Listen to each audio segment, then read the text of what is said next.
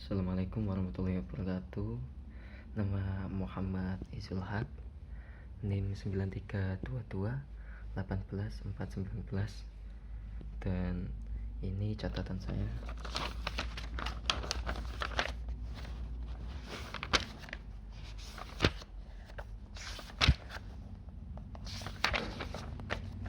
Oke. Aliran yang saya pilih di sini adalah idealisme. Idealisme itu adalah aliran yang meyakini bahwa kenyataan atau realitas terdiri dari jiwa dan ide-ide. Kata idealisme berasal dari kata idea yang artinya sesuatu yang hadir dalam jiwa.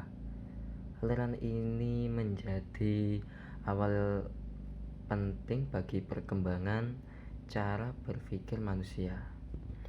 Pemikiran dasar aliran ini pun ternyata itu pernah dipaparkan oleh Plato.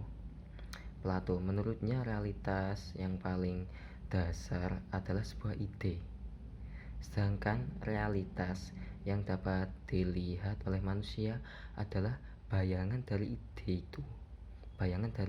ide tersebut.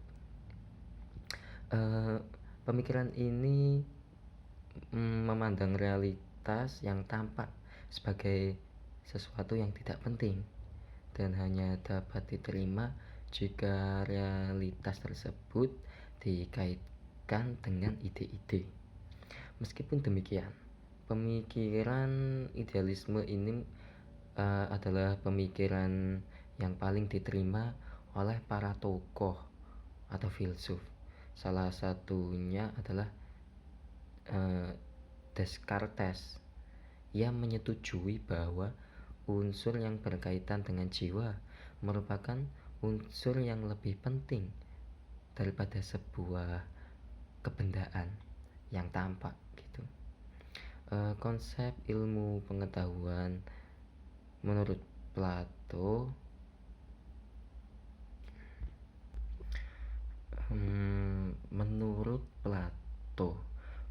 menurut pendapatnya Plato, ilmu pengetahuan itu dibedakan menjadi dua macam, yaitu indrawi dan kejiwaan.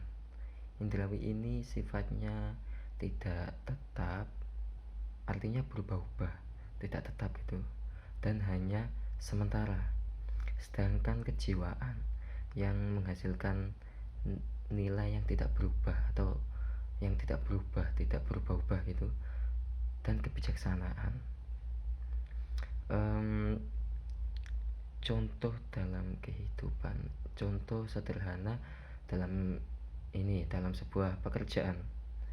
Ketika kita tidak menyukai pekerjaan yang sedang kita lakukan, dan akhirnya memilih untuk mundur karena tidak sesuai dengan idealisme kita. Pengertian idealisme di sini bisa jadi pekerjaannya tidak sesuai aturan yang ada atau tidak sesuai dengan minat hati, tidak sesuai dengan diri kita, tidak sesuai dengan idealisme kita. Contoh lain yang berbeda ada lagi, yaitu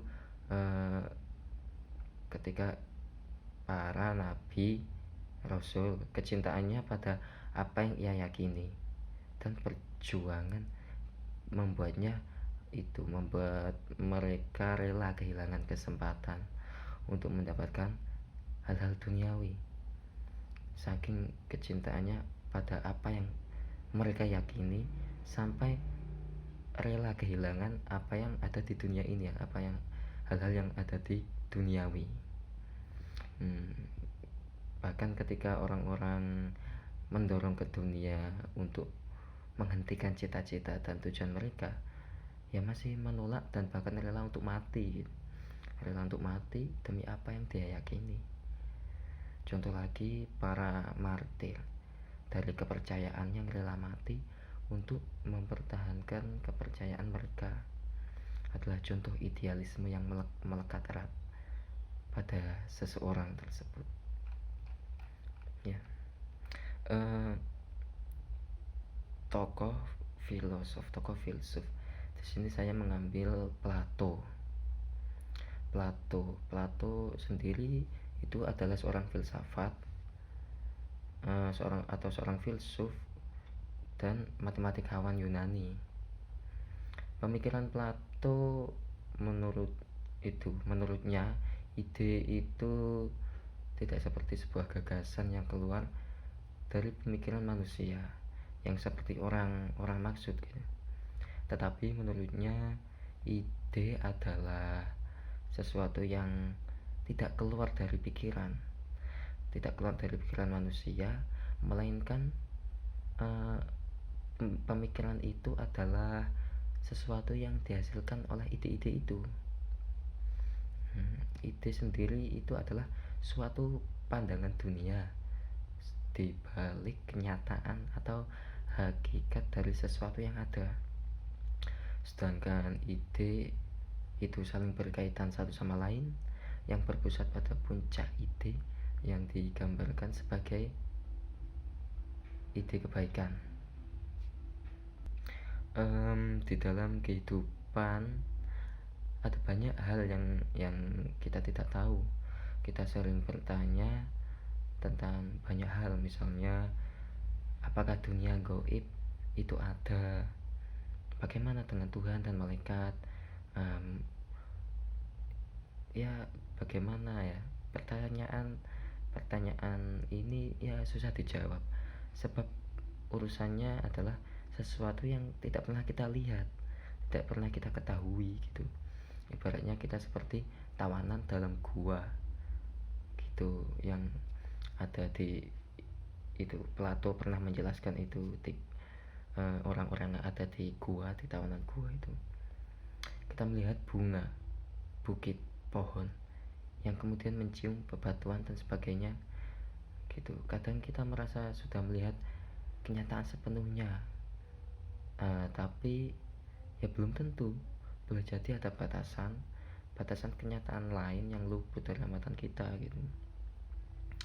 Adapun menurut Plato itu, semua yang kita amati di dunia aslinya sekedar refleksi kenyataan tertinggi gitu. Begitu, bukan kenyataan sebenarnya, melainkan sekedar citra, cuma refleksi gitu. Oleh karena itu sangat berbahaya jika meyakini apa yang kita persepsi sebagai realitas gitu. Yang kita lihat itu adalah cuma persepsi, bukan realitas sungguhan gitu. Realitasnya seperti apa adanya. Di sini orang harus ingat untuk berhati-hati, jangan sampai justru kita bertindak seperti seorang tawanan gua yang naif, yang tidak tahu, yang tawanan gua yang tidak pernah keluar dari kecil sampai besar itu.